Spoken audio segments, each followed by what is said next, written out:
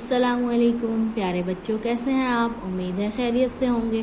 آج ہم باغ اردو عملی کتاب میں کام کریں گے۔ چلیے شروع کرتے ہیں۔ صفحہ نمبر 26 نکالیے۔ حروف کی آدھی اشکال کو واو سے جوڑیے۔ آپ کو یاد ہے پہلے ہم نے حروف کی آدھی اشکال کو الف سے جوڑا تھا، اب ہم حروف کی آدھی اشکال کو واو سے جوڑیں گے۔ چلیے، گ او گو۔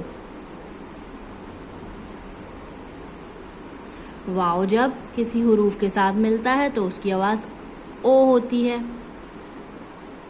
لا او لو، ما او مو، نا او نو، ہا او ہو،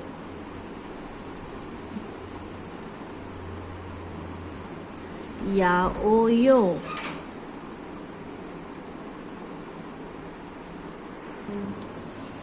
الفاظ بنائیے۔